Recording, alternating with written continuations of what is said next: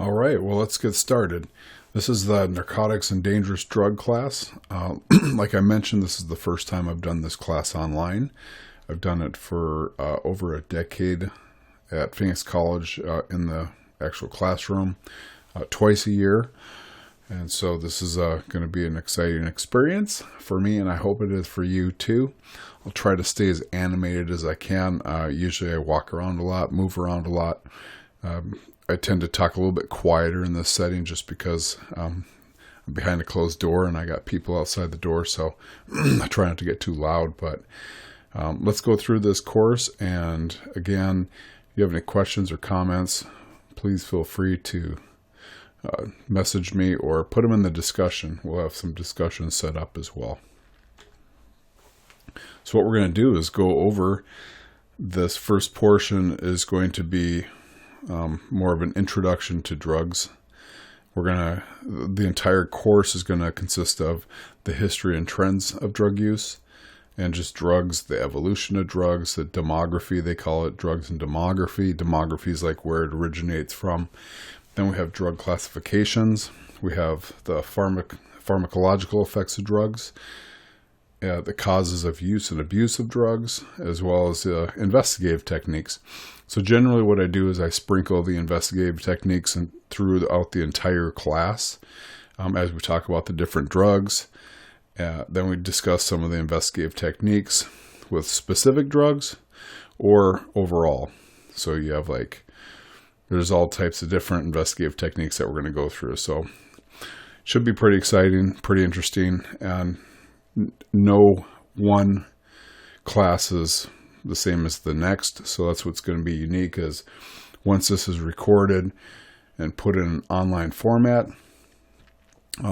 it's going to most likely stay there for a while until I revise it. This is a topic that doesn't have to be revised continuously, although drug trends will require whether revision is necessary or not. As we know, opioids lately, opioids has been the drug of epidemic discussions and epidemic use, and that can shift. But opioids have been a problem for a number of years, and we're definitely going to spend some time on opioid drugs. So a little bit of history about myself. This is actually a very memorable experience.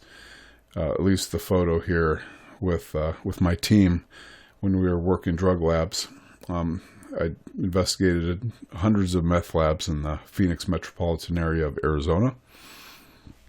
My team actually went to Quantico, Virginia to receive training on doing search warrant entries on meth labs. And we arrived September 9th, the evening, September 9th, 2001. Monday we went to class, had a normal class.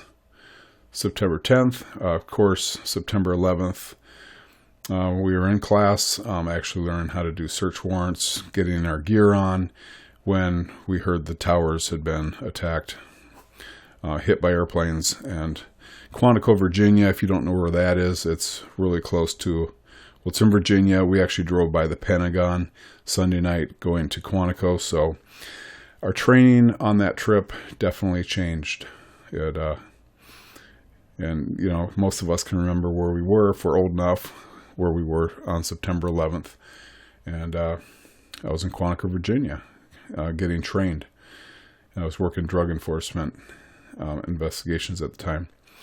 So the lower picture here, I'm not sure if my mouse is activated or not. I'm going to have to activate it. Let me do that real quick.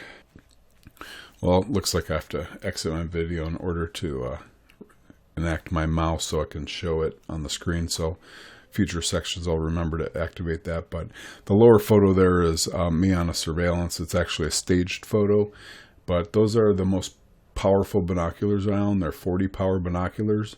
They actually weighed about 25 pounds, and they're actually on a tripod because they're so heavy. You can't hold them up. So they have to be on a tripod. But I'm able to identify a person in a driveway about 2 miles away. So I've done surveillance for about 25 years. That's my little niche. That's what I teach to federal, state, local law enforcement, private sector, and I still do surveillance as part of my job. I was in Chicago 2 weeks ago doing surveillance. Almost ended up getting in the middle of a shootout between some gang members in North Chicago. But anyways, I'm still out in the field dealing with drugs and the people that support drug habits. So let's go on to our next slide here. So a little history about myself. I was a detective for about 16 years with the Phoenix Police Department.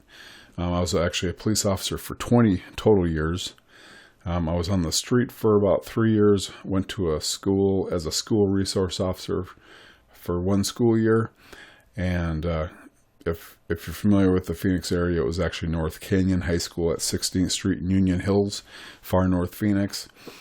I was a school resource officer there for 1 school year, and then after the school year ended, I went to drug enforcement with Phoenix Police Department. Went there in 1996, and I spent many years working drug investigations, which we'll talk about throughout this entire program. So I was in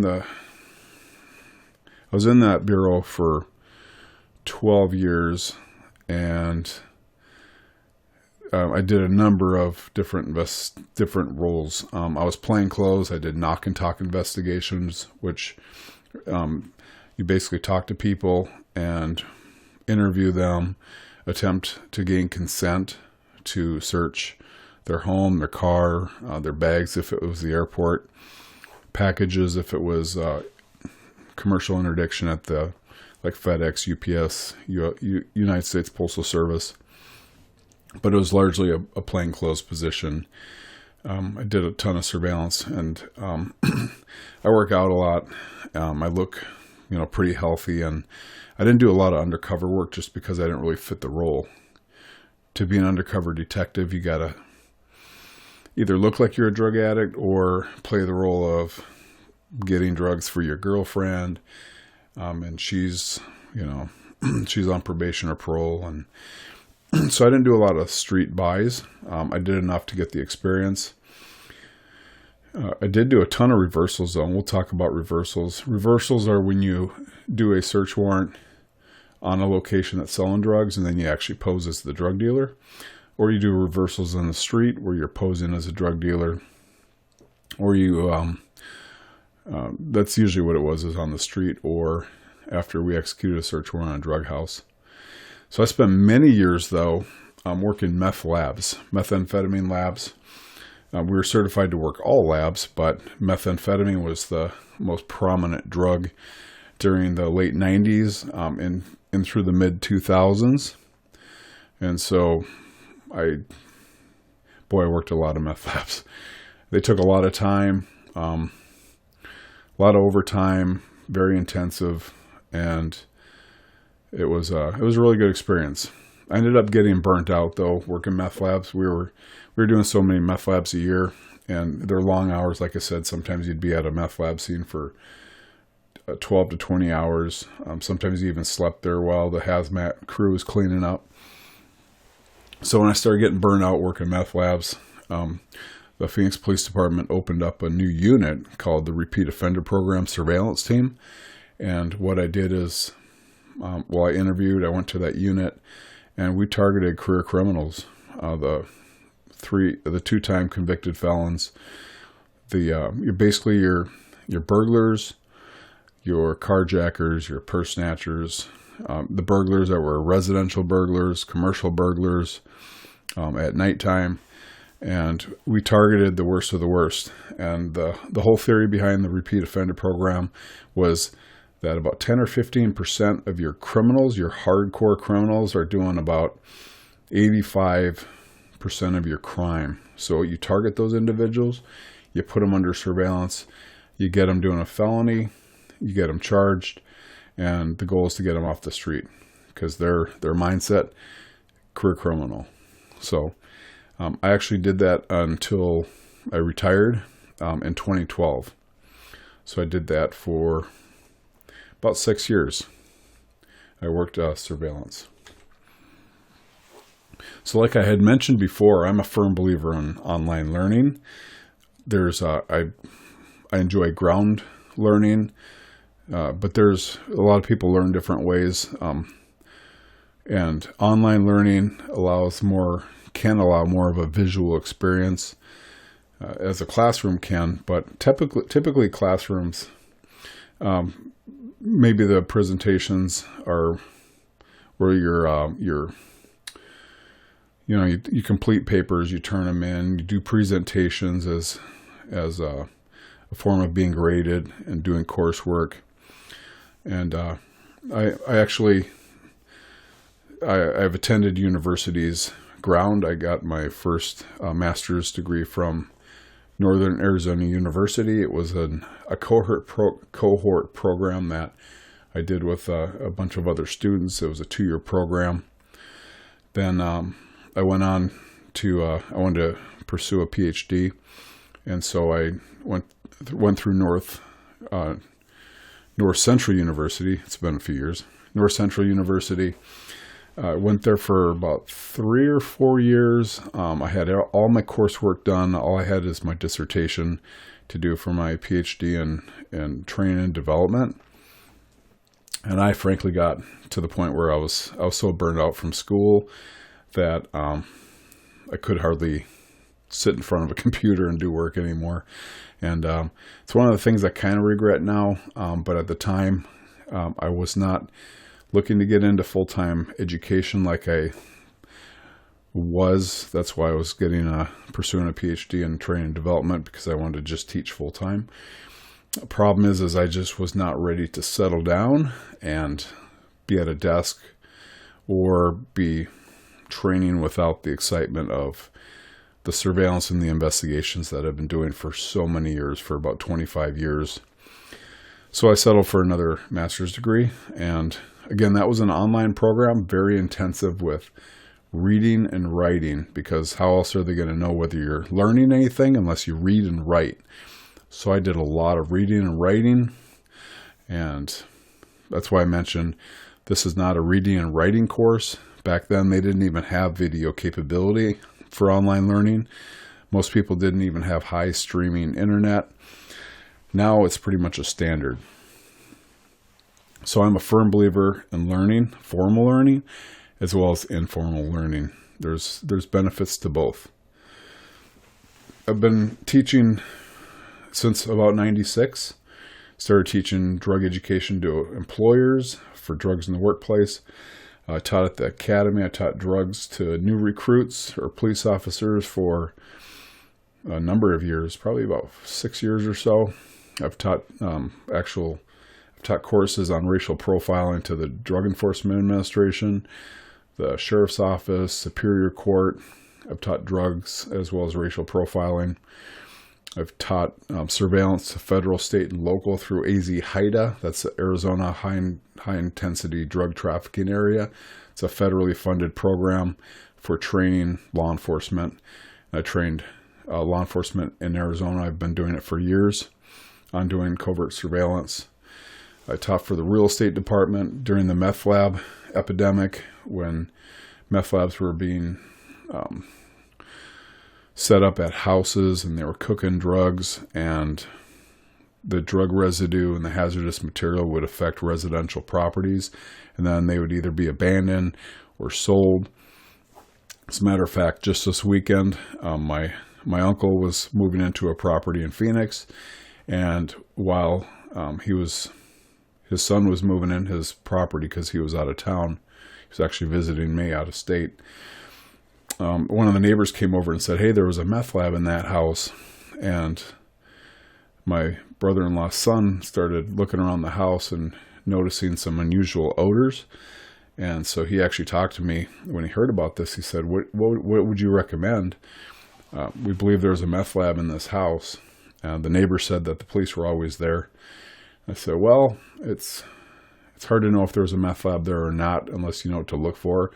But if you're smelling funny odors, things just don't seem right, and the neighbor said it was a drug house, if you have an opportunity, I would get out of that and move on. So that's what he did.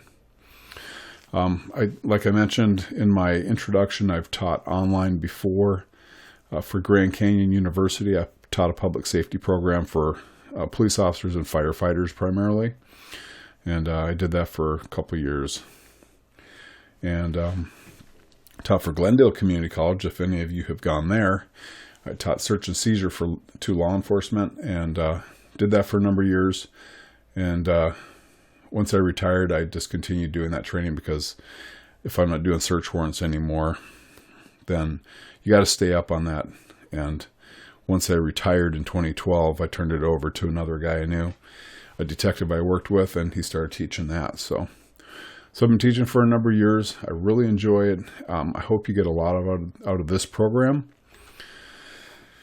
In addition to teaching, I've written 7 books: Applied Police and Fire Photography, Terrorist Attacks. Oh, that was a quick little, I'm not sure why I did that. Let me grab a book here real quick. See if I can pause this.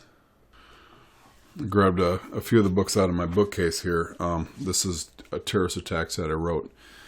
As a matter of fact, I wrote this book right before 9/11, and it actually came out right after the 9/11 attack. And after that, so many books flooded the market on terrorist attacks and protection and anti-terrorism that we didn't revise it. It was just the market became flooded. But we're probably one of the most prominent publishers before 9/11 on terrorism, and basically bodyguarding and then protecting your property, your family.